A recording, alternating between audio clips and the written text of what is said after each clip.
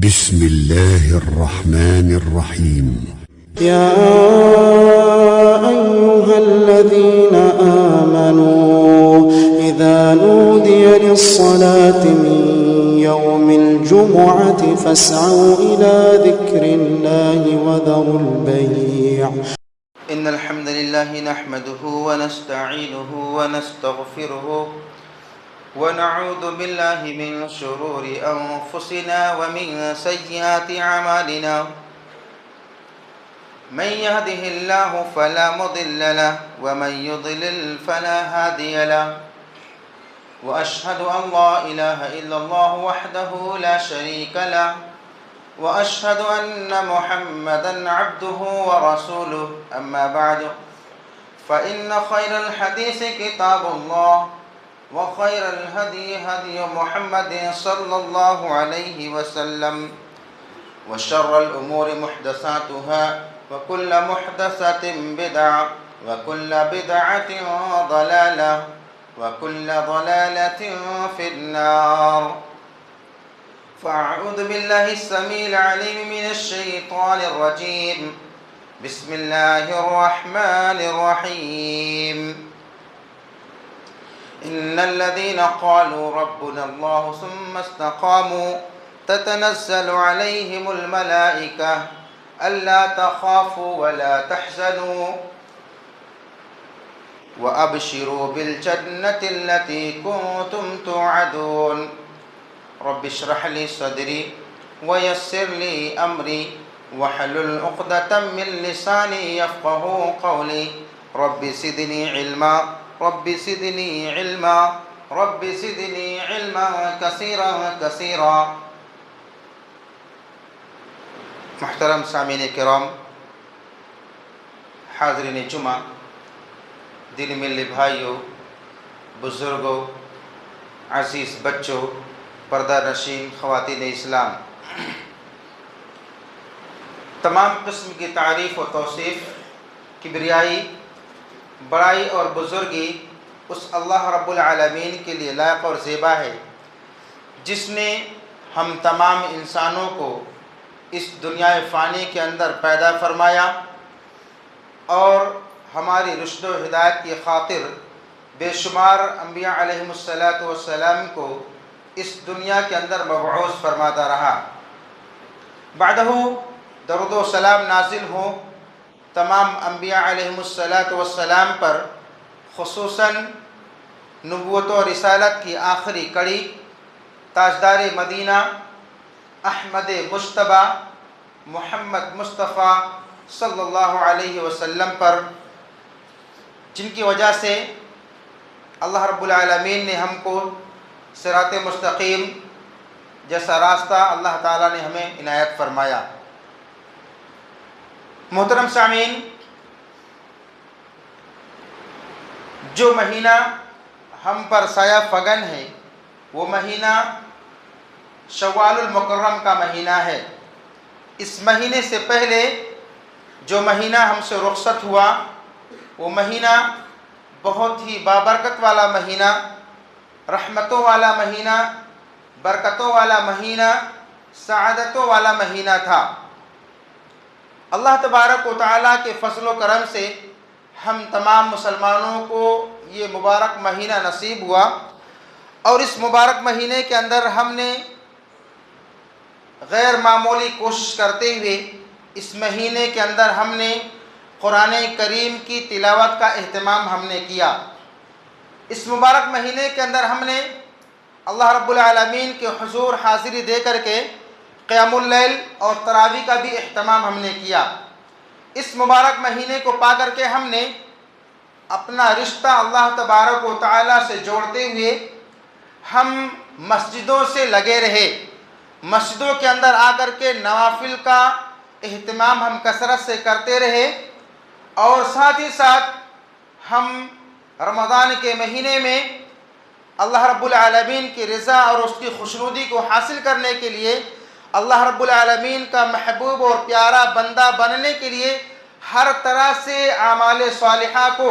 نیک اعمال کو انجام دینے کی کوشش کرتے رہے. چاہے وہ کسی غریب کی، کسی فقیر کی، کسی مسکین اور محتاج کی مدد کرنی ہو، ہر طرح سے ان کو آرام پہنچانا ہو، ان کے پریشانی کو ہم اپنی پریشانی سمجھتے ہوئے، ان کی تکلیف کو اپنی تکلیف سمجھتے ہوئے ہم اس کو دور کرنے کی کوشش کیے۔ اور اسی طریقے سے اس مہینے کے اندر ہم نے بہت ساری عبادتوں کا اہتمام کیا۔ ذکر و اذکار میں ہم اپنے زبان کو تر کرتے رہے، اور کبھی کبھار اگر ہم کو غصہ بھی آتا رہا تو ہم اپنے آپ کو، اپنے نفس کو کنٹرول میں رکھتے ہوئے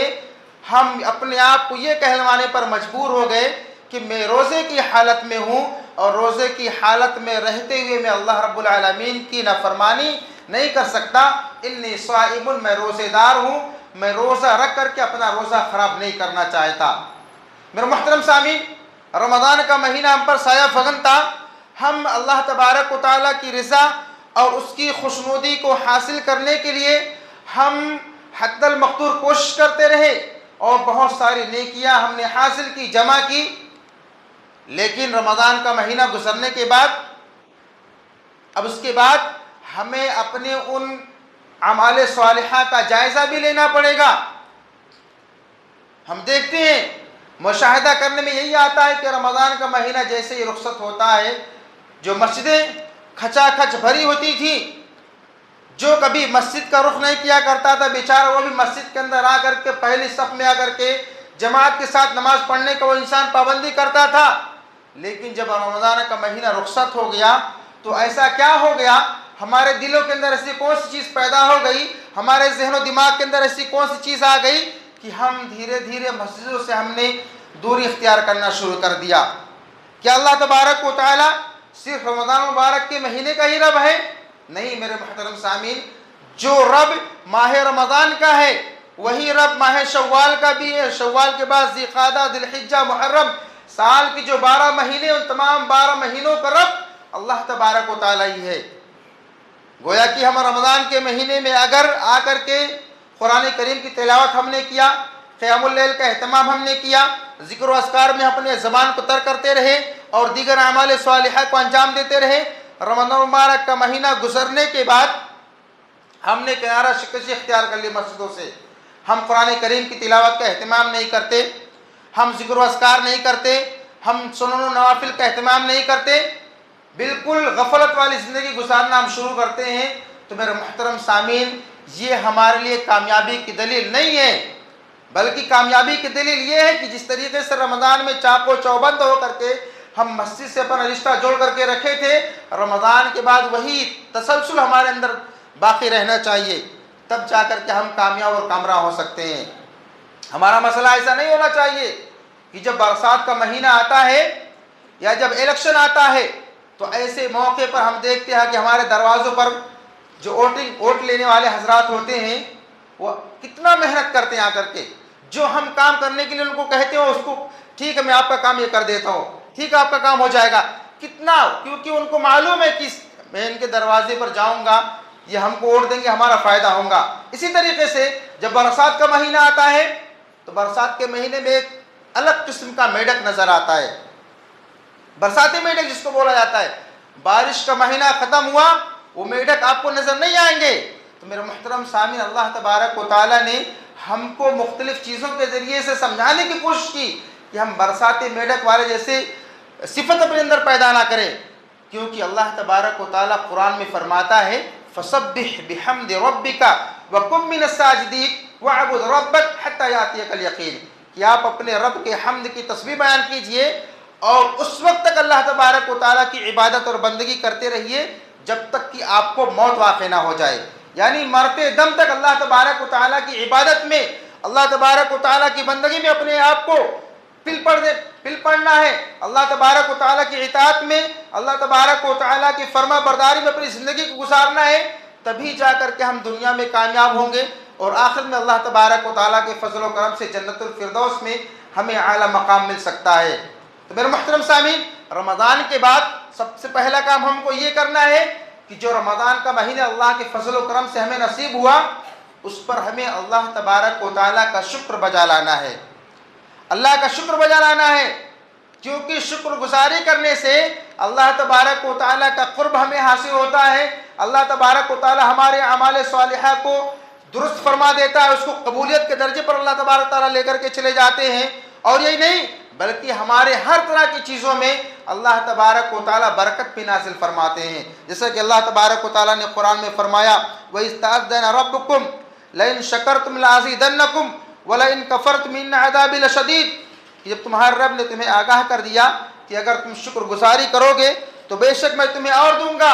اور اگر تم ناشکری کرو گے تو یہ بات جان لو کہ میرا عذاب بہت زیادہ سخت ہے۔ میرے محترم سامعین، ہمیں پتہ چلا کہ ہمیں رمضان کا مہینہ جو ملا ہوا ہے اس میں ہم نے جو نیکیاں کی ہوئی ہیں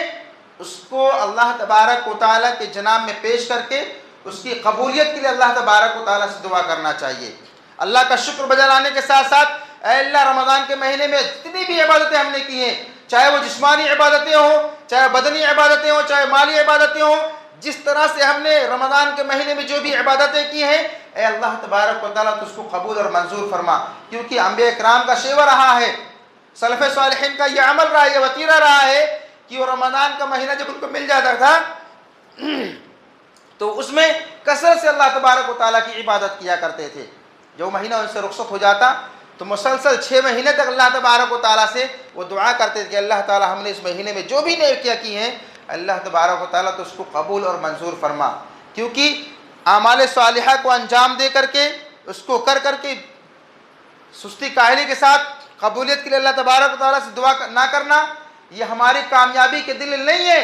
کیونکہ ہمیں اس کا سبق ملتا ہے قرآن کریم سے۔ ابراہیم علیہ السلام اور اسماعیل علیہ السلام کے بارے میں ذرا دیکھیے، میں نے اس سے پہلے خطبے کے اندر میں نے کہا تھا کہ جب وہ خانہ کعبہ کی تعمیر کر رہے تھے اللہ تبارک و تعالیٰ سے کیا دعا کر رہے تھے؟ ربنا تقبل منا انک انت السمیع العلیم، اے اللہ یہ جو تیرا گھر مقدس اور پاکیزہ گھر ہم جو بنا رہے ہیں جو روئے زمین پر سب سے افضل گھر ہے، اے اللہ اس کار خیر کو تو قبول فرما لے۔ تو میرے محترم سامعین ہمیں طریقہ معلوم ہوا کہ ہم رمضان میں جو بھی نیکیاں کیے ہوئے ہیں، جن اعمال صالحہ کو ہم نے انجام دیا ہوا ہے اس کی قبولیت کے لیے اللہ تبارک و تعالیٰ سے دعا کریں، اور اس کے بعد ہم اپنے نفس کا محاسبہ بھی کریں۔ رمضان کے مہینے میں ہم اپنی زبان کو کنٹرول میں رکھتے تھے، رمضان کے مہینے میں ہم اپنی آنکھوں کو کنٹرول میں رکھتے تھے، رمضان کے مہینے میں اپنے وجود کو کنٹرول میں رکھتے تھے، کسی کو گالی دینے سے ہم اپنے آپ کو بچاتے تھے، کسی کی چغل خوری کرنے سے اپنے آپ کو ہم بچاتے تھے، اور اسی طریقے سے کسی سے لڑائی جھگڑا کرنے پر بھی ہم آمادہ نہیں ہوتے تھے، یہاں تک کہ اپنے پورے وجود کو اللہ تبارک و تعالیٰ کی اطاعت اور فرما برداری میں ہم نے لگایا۔ یہاں تک کہ بہت سارے ایسے مسلمان بھائی تھے جن کے گھروں کے اندر ٹی وی لگا ہوا تھا، وہ اپنے گھروں کے اندر ٹی وی کو اس کو بند کر کے رکھ دیے کہ اب اس کو ہم کو رمضان تک استعمال نہیں کرنا، اس میں سیریل نہیں دیکھنا ہے، اس میں مووی نہیں دیکھنا ہے۔ تو رمضان کے بعد بھی ہم اپنے نفس کا محاسبہ کریں کہ کیا رمضان کے مہینے میں جو ہم نے اللہ تبارک و تعالیٰ کی عبادت کی، جو تقوی جیسے صفت اپنے اندر پیدا کیے تھے، کیا رمضان کے بعد بھی وہی تقوی، وہی اللہ تعالیٰ کا خوف، وہی اللہ تعالیٰ کا ڈر ہمارے اندر پیدا ہوا ہے؟ موبائل لے کر کے ہم سوشل میڈیا پر اپنا وقت ضائع نہیں کرتے تھے رمضان کے مہینے میں، کیوں؟ کیونکہ اللہ تبارک و تعالیٰ نے یہ مبارک مہینہ ہم کو نصیب فرمایا ہے، اس سے زیادہ فائدہ اٹھانا ہے۔ تو کیا رمضان کا مہینہ گزرنے کے بعد بھی ہمارے اندر وہی طاقت ہے، ہمارے اندر وہی چاہت، ہمارے اندر وہی تڑپ ہے؟ اگر ایسی تڑپ نہیں ہے تو ہم کو اپنے اعمال صالحہ کی خیر منانے کی ضرورت ہے، اس کو فکر کرنے کی ضرورت ہے۔ میرے محترم سامعین، ہم نے رمضان کے مہینے میں جو نیکیاں کیے ہوئے ہیں ہمیں ان کی حفاظت بھی کرنی ہے۔ اس دنیا کے اندر جب انسان کوئی چیز کماتا ہے، کوئی قیمتی چیز حاصل کر لیتا ہے تو اس کی حفاظت کے لیے بہت سارے طریقے اختیار کرتا ہے۔ اگر اس کے فون میں اکاؤنٹ کی کوئی اپلیکیشن انسٹال ہے تو اس کی سیکورٹی کے لیے کیسے پاسورڈ انسان لگاتا ہے۔ اگر اس کے پاس بینک بیلنس ہے تو اپنے بینک بیلنس کو سیف رکھنے کے لیے کتنے طریقے، کتنے حربے اپناتا ہے۔ تو میرے محترم سامعین، رمضان کے مہینے میں جو ہم نے نیکیاں حاصل کی ہیں، اپنے انعام اعمال میں جو ہم نے جمع کیے ہوئے ہیں، اس کو کسی کے ساتھ ظلم و زیادتی کر کے اپنے اعمال صالحہ کو برباد کرنے کی کوشش نہ کریں، کسی کو گالی گلوچ دے کر کے اپنے اعمال صالحہ کو برباد کرنے کی کوشش نہ کریں، کسی کی چغلی کر کے اپنے اعمال صالحہ کو برباد کرنے کی کوشش نہ کریں، اور کسی کے ساتھ بدتمیزی کے ساتھ پیش آ کر کے اپنے اعمال صالحہ کو برباد کرنے کی کوشش نہ کریں، کسی کو ناحق ستانے سے اپنے آپ کو ناقصتا کر کے اپنے اعمال صالحہ کو برباد کرنے کی کوشش نہ کریں۔ میرے محترم سامعین، کہنے کا مطلب یہ ہے کہ ہم جس طریقے سے رمضان میں نیکیاں ہم نے حاصل کی، اس کی حفاظت بھی ہم کو کرنی ہے، کیونکہ اگر اس کی حفاظت ہم نہیں کریں گے تو کل قیامت کے دن سوائے مایوسی کے ہمارے ہاتھ کچھ آنے والا نہیں ہے۔ ایسے لوگوں کے بارے میں اللہ کے نبی صلی اللہ علیہ وسلم نے احادیث طیبہ کے اندر بیان فرمایا تھا۔ اللہ کے نبی صلی اللہ علیہ وسلم صحابہ کرام سے کہتے ہیں، اتدرون ما المفلس، کہ میرے صحابہ کیا تم جانتے ہو مفلس کس کو کہتے ہیں؟ اللہ کے نبی صلی اللہ علیہ وسلم نے کہا، من لا درہم لہ ولا متاع، ہم تو مفلس ایسے شخص کو جانتے ہیں جس کے پاس مال و متاع نہ ہو، جس کے پاس روپیہ پیسہ نہ ہو۔ تو اللہ کے نبی صلی اللہ علیہ وسلم نے فرمایا، ان المفلس من امتی یاتی یوم القیامۃ بصلاۃ وصیام وزکاۃ ویاتی قد شتم هذا وقذف هذا واکل مال هذا وسفك دم هذا وضرب هذا، یعنی قیامت کے دن بندے کو جب لایا جائے گا تو اس کے پاس اس نے نمازیں بھی پڑھی ہوں گی، اس نے روزہ بھی رکھا ہوگا، اس نے صدقہ و خیرات بھی کیا ہوگا، اور بہت سارے اعمال صالحہ کو اس نے انجام دیا ہوگا۔ اتنے سارے نیکیاں اس نے رمضان میں حاصل کیے، اتنے سارے عبادتوں کو اس نے انجام دیا، اور الحمدللہ ثم الحمدللہ ہم سب نے قرآن کریم کی تلاوت کا بھی اہتمام کیا، روزہ بھی ہم رکھے، افطار کا بھی اہتمام ہم نے کیا، طعام کا بھی اہتمام ہم نے کیا، لوگوں کو کھلایا پلایا، کتنی ساری نیکیاں ہم رمضان کے مہینے میں حاصل کیے۔ لیکن اب اس کے بعد اگر ہم نے کسی کو گالی دی، کسی کے ساتھ بدتمیزی کی، تو اللہ کے نبی صلی اللہ علیہ وسلم یہی حدیث کے اندر بیان فرماتے ہیں کہ یہ انسان قیامت کے دن آئے گا، اللہ تعالیٰ سے شکایت کرے گا، اللہ تعالیٰ یہ بندہ جو نمازی تھا،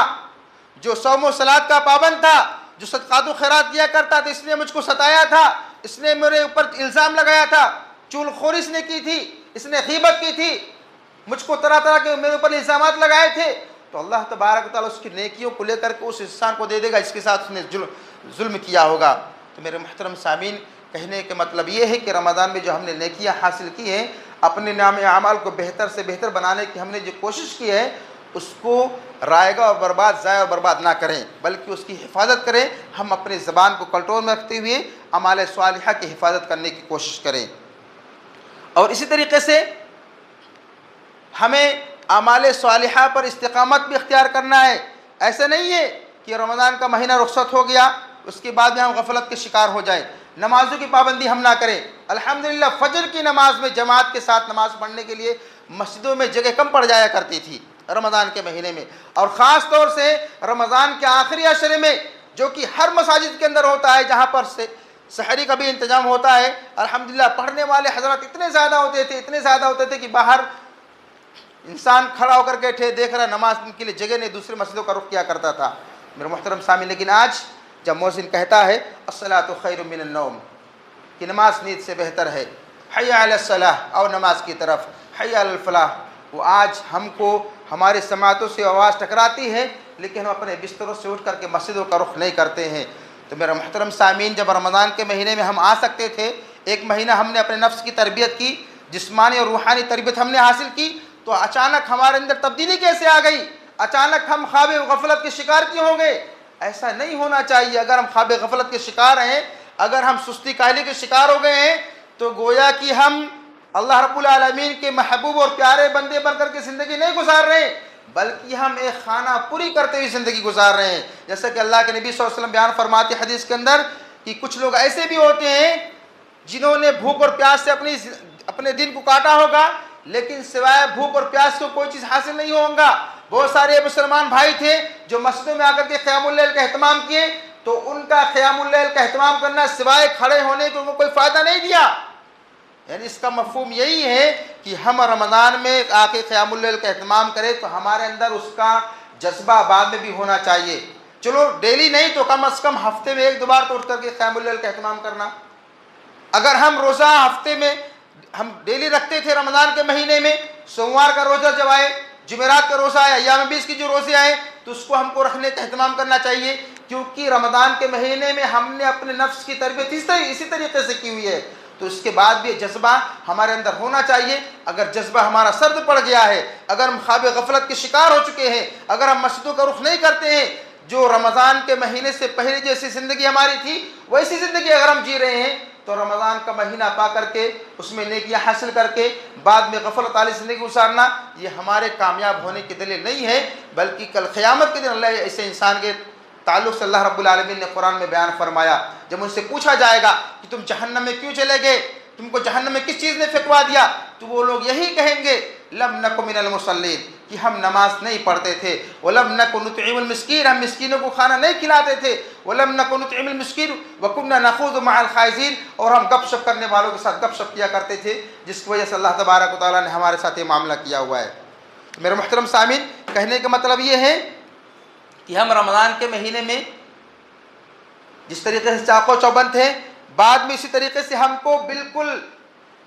چاق و چوبند ہو کر کے 5 وقتہ نمازوں کی پابندی کرنی ہے۔ ہم اپنے بچوں کو مسجدوں کے اندر افطار کے لیے لاتے تھے، نماز کے لیے لایا کرتے تھے، تو ہم کو بعد میں اپنے بچوں کو وقتاً فوقتاً لانا ہے، ان کی تربیت کرنی ہے، ان کو مسجد سے جوڑنا ہے، کیونکہ اسی میں ہماری کامیابی اور کامرانی کا راز مضمر ہے۔ میرے محترم سامعین، شیخ الاسلام ابن تیمیہ بیان فرماتے ہیں کہ اگر کسی شخص کو دیکھنا ہو کہ رمضان المبارک کے مہینے میں اس کی عبادت قبول ہوئی کہ نہیں قبول ہوئی، تو پہلے رمضان کے بعد والے اعمال اس کے دیکھو، کہ اگر وہ رمضان کے بعد والے اعمال کے اندر اس کے اندر استقامت پیدا ہو چکے ہیں، تو سمجھو کہ اس کی عبادت کو، رمضان کی عبادت کو اللہ تبارک و تعالیٰ نے قبول فرما لیا ہے۔ یعنی رمضان میں اس نے عبادتیں کو انجام دیا، اعمال صالحہ کو اس نے انجام دیا، رمضان کے بعد بھی وہ انسان اسی طریقے سے عبادت میں لگا ہوا ہے، قرآن کریم کی تلاوت کا اہتمام کر رہا ہے، نوافل کا اہتمام کر رہا ہے، اپنے بھائی سے خندہ پیشانی سے مل رہا ہے، غریبوں فقیروں محتاجوں کا خیال کر رہا ہے، تو شیخ الاسلام امام ابن تیمیہ بیان فرماتے ہیں کہ ایسے شخص کو خوش ہو جانا چاہیے کہ اللہ تبارک و تعالیٰ نے اس کے اعمال صالحہ کو قبول فرما لیا۔ لیکن اگر کوئی شخص رمضان کے بعد غفلت کا شکار ہو گیا، تو ایسے شخص کو سمجھ جانا چاہیے کہ اللہ تبارک و تعالیٰ کے یہاں اس کے اعمال کو قبولیت کا درجہ نہیں ملا، بلکہ وہ انسان غفلت کا شکار ہو گیا، جس کی وجہ سے اللہ تبارک و تعالیٰ نے اس کے دل پر ایک طریقے سے مہر لگا دی، وہ انسان اس کا دل زنگ آلود ہو گیا اور وہ اللہ رب العالمین کی یاد سے غافل ہو گیا۔ تو میرے محترم سامعین، کہنے کا مطلب یہ ہے کہ رمضان کا مہینہ ہم سے رخصت ہو چکا ہے، تقویٰ کی زندگی ہم نے رمضان کے مہینے میں گزاری، اللہ رب العالمین کی خشیت ہمارے دل کے اندر پیدا ہوئی تھی۔ تو جب بھی ہم کسی سے بات کریں تو رمضان کے مہینے کو ہم یاد کریں کہ ہم جس طریقے سے رمضان میں اپنے نفس کو کنٹرول کرتے تھے، کسی سے دشنام ترازی، کسی سے گالی گلوچ، کسی سے بدتمیزی ہم نے پیش نہیں آتے تھے، تو رمضان کے بعد بھی اپنے ہم زبان کو کنٹرول کرنا چاہیے، کیونکہ اللہ کے نبی صلی اللہ علیہ وسلم نے صحابہ کرام سے کہا تھا کہ اگر تم مجھے 2 چیزوں کی حفاظت کی ذمہ داری دے دو گے تو میں تمہیں جنت کی ضمانت کی سرٹیفکیٹ دے دیتا ہوں۔ تو اللہ کے نبی صلی اللہ علیہ وسلم نے صحابہ کرام سے کہا تھا ما بین لحیہ ما بین رجلیہ، جو انسان کے دونوں جبڑوں کے درمیان زبان کی حفاظت کی ذمہ داری اور شرمگاہوں کی حفاظت کی ذمہ داری مجھ کو دے دے تو میں ایسے شخص کو جنت کی حفاظت کی جنت کا سرٹیفکیٹ دیتا ہوں۔ میرے محترم سامعین، ہم دیکھیں گے انسان کی اکثر عبادتیں اس کے زبان سے ہی شروع ہوتی ہیں۔ انسان اگر حج کرنے کے لیے جا رہا ہے تو دعا کا اہتمام کرنا، قرآن کریم کی تلاوت، نماز ہے، صدقات و خیرات ہے، انسان کسی کو کچھ دیتا ہے تو دعا یا کلمات زبان، تو 2 چیزوں کی حفاظت کی ذمہ داری اگر انسان دے دے تو اللہ تبارک و تعالیٰ کے فضل و کرم سے اس کے بہت سارے اعمال کو اللہ تبارک و تعالیٰ درست فرما دے گا۔ لہٰذا کہنے کا مطلب یہ ہے، جس طریقے سے رمضان کے مہینے میں ہم نے اپنے نفس کو کنٹرول میں رکھا،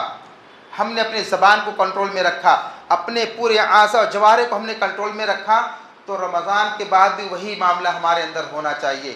جس طریقے سے رمضان میں ہم نے اپنے نفس کی تربیت کی، رمضان کے بعد وہی تسلسل ہمارے اندر برقرار رکھنا چاہیے، تقویٰ کی زندگی ہم کو جینا چاہیے اور نیکیوں کی رغبت ہمارے اندر ہونی چاہیے۔ ہم رمضان کے مہینے میں ہم نے دیکھا بہت سارے ہمارے بھائی جو سگنل پر پھنسے ہوئے، ٹریفک میں پھنسے ہوئے، ہمارے دل نے یہ گوارا کیا کہ ہمارا بھائی روزے سے ہوگا، اس کو جا کر کے ہم افطار کے پیکٹ ہم اس کو بانٹتے ہوئے نظر آئے۔ سحر کے ٹائم پہ ہم نے دیکھا لوگ پریشان ہیں، بستیوں میں چبوتر پر بیٹھے ہیں، ان کے پاس سحری کا انتظام نہیں۔ ہمارے بہت سارے ایسے بھائی چل چل کر کے لوگوں کو کھلانے پلانے کا کام کرتے رہے۔ میرے محترم سامعین، رمضان کا مہینہ رخصت ہونے کے بعد بھی ہم کو یہ کام کرنا ہے۔ ہمارے محلے کے اندر، ہمارے سوسائٹی کے اندر بہت سارے ایسے بھائی ہیں جن کے پاس صبح کے وقت کھانا رہتا ہے، شام کو کھانا نہیں رہتا، کیونکہ رمضان کے مہینے میں صرف اللہ رب العالمین کے لیے دل کھول کر کے صدقات و خیرات کرنا یہ کامیابی کی دلیل نہیں ہے، بلکہ بعد میں بھی اس کا خیال کرنا چاہیے، کیونکہ اللہ کے نبی صلی اللہ علیہ وسلم حدیث قدسی کے اندر بیان فرماتے ہیں کہ اللہ تبارک و تعالیٰ قیامت کے دن کہے گا بندے سے اے ابن آدم میں بھوکا تھا، تم نے مجھ کو کھانا نہیں کھلایا۔ اللہ تبارک و تعالیٰ سے بندہ کہے گا اللہ تعالیٰ تو کیسے بھوکا ہو سکتا ہے، تو سب کو کھلاتا پلاتا ہے؟ تو اللہ تبارک و تعالیٰ کہے گا میرا فلاں بندہ بھوکا تھا، تم نے اس کو کھانا نہیں کھلایا، اگر تو اس کو کھانا کھلاتا تو گویا کہ تم نے مجھ کو کھانا کھلایا۔ اے ابن آدم میں پیاسا تھا لیکن تم نے مجھ کو پانی نہیں پلایا۔ اللہ تبارک و تعالیٰ سے بندہ کہے گا اللہ تو کیسے پیاسا ہو سکتا ہے، تو سب کو پلاتا ہے؟ تو میرا فلاں بندہ پیاسا تھا، تم نے اس کو پانی نہیں پلایا۔ تو میرے محترم سامعین، کہنے کا مطلب یہ ہے کہ رمضان میں ہم نے کھانے پینے کا جو اہتمام ہم نے کیا، صدقات و خیرات کا جو اہتمام ہم نے کیا، غریبوں کی، فقیروں کی، محتاجوں کی جو ہم نے خبر گیری کی، تو رمضان کے بعد بھی ان کو ہم کو خیال کرنا ہے۔ آج ہم دیکھیں جو جنگی معاملات جو چل رہے ہیں، انسان کتنا افراتفری کا ماحول پیدا ہو چکا ہے۔ رستے میں آتے دکھ رہا ہے کہ بیچارے آٹو والے گیس ان کے پاس نہیں ہے، لمبی لائن لگی ہوئی ہے، پیٹرول والے لمبی لائن میں لگے ہوئے ہیں۔ یہ دنیا کا معاملہ ہے، دنیا کا ماحول ہے۔ اگر ہمارے اندر اعمال صالحہ نہیں رہے گا، ہم اپنے اعمال صالحہ کے اندر نیکیوں کا ذخیرہ اختیار نہیں کریں گے، تو اس طریقے سے اس دنیا کے اندر ہم انسان دنیا کو سکون میں لانے کے لیے، پرسکون ماحول میں رہنے کے لیے انسان کتنا پریشان ہوتے ہوئے نظر آ رہا۔ لمبی لائن لگ کر کے پیٹرول کی لائن میں لگا ہوا، گیس ڈلانے کے لیے لگا ہوا ہے، اے ٹی ایم کا معاملہ اس سے پہلے آیا۔ تو میرے محترم سامعین، یہ اللہ تبارک و تعالی ہم کو یہ سنبھلنے کا، سوچنے سمجھنے کا اللہ تبارک و تعالی ہم کو موقع دیتا ہے۔ یہ دنیاوی زندگی فانی زندگی ہے، فنا ہونے والی زندگی ہے، اخروی زندگی ایک دائمی زندگی ہے۔ رمضان کے مہینے میں ہم جو چوق و چوبند ہو کر کے اللہ تبارک و تعالیٰ کی عبادت کرتے رہے، رمضان کے بعد بھی وہی تسلسل ہمارے اندر ہونا چاہیے، کیونکہ اسی میں ہماری کامیابی اور کامرانی ہے۔ اللہ تبارک و تعالیٰ نے قرآن مقدس کے اندر جو فرمایا، استقامت کی جو بات کہی کہ انسان اگر اپنے دین پر ثابت قدمی اختیار کر لے تو دنیا میں بھی کامیاب ہو سکتا ہے اور آخرت میں کامیابی قدم پوش ہوگی۔ لہٰذا آج کے اس خطبے کے اندر جو باتیں بیان کی گئی ہیں، اللہ تبارک و تعالیٰ سے دعا کرتا ہوں باری تعالیٰ آج کے اس خطبے کے اندر جو باتیں بیان کی گئی ہیں ان کے ذریعے سے اپنے اعمال کے اندر اصلاح پیدا کرنے کی توفیق عطا فرمائے۔ جیسی زندگی ہم رمضان میں جی رہے تھے سے وہی زندگی ہم کو اللہ تبارک و تعالیٰ بعد والے مہینے میں ہم کو عطا فرمائے۔ اللہ رب العالمین ہم میں سے جو بیمار ہیں ان کو صحت کامل عاجلہ نصیب فرمائے۔ رمضان کے مہینے میں جو بھی عبادتیں ہم نے انجام دی ہے، اللہ تبارک و تعالیٰ اس کو قبول اور منظور فرما۔ اللہ تبارک و تعالیٰ ہم نے جو تقوی کی زندگی رمضان میں گزاری، بعد میں اللہ تبارک و تعالیٰ ہمارے دلوں کے تقوی، اللہ رب العالمین تیرا خوف اور ڈر ہمارے اندر پیوست فرما دے، پیدا فرما دے۔ اللہ تبارک و تعالیٰ ہم کو اس دنیا کے اندر جب تک زندہ رکھے ایمان و اسلام پر زندہ رکھے، اور جب ہمارا خاتمہ ہو ایمان و اسلام پر ہو۔ آمین۔ وآخر دعوانا الحمدللہ رب العالمین۔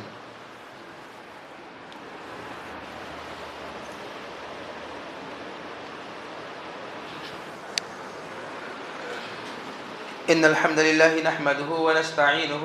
ونستغفره ونعوذ بالله من شرور أنفسنا ومن سيئات أعمالنا، من يهده الله فلا مضل له ومن يضلل فلا هادي له، وأشهد أن لا إله إلا الله وحده لا شريك له، وأشهد أن محمدا عبده ورسوله. أما بعد فإن خير الحديث كتاب الله، وخير الهدي هدي محمد صلى الله عليه وسلم، وشر الأمور محدثاتها، وكل محدثة بدعة، وكل بدعة ضلالة، وكل ضلالة في النار. فأعوذ بالله السميع العليم من الشيطان الرجيم. بسم الله الرحمن الرحيم. إن الله وملائكته يصلون على النبي يا أيها الذين آمنوا صلوا عليه وسلموا تسليما. اللهم صل على محمد وعلى آل محمد كما صليت على إبراهيم وعلى آل إبراهيم إنك حميد مجيد. اللهم بارك على محمد وعلى آل محمد كما باركت على إبراهيم وعلى آل إبراهيم إنك حميد مجيد. عباد الله رحمكم الله، إن الله يأمر بالعدل والإحسان وإيتاء ذي القربى وينهى عن الفحشاء والمنكر والبغي يعظكم لعلكم تذكرون. ولذكر الله أكبر والله يعلم ما تصنعون.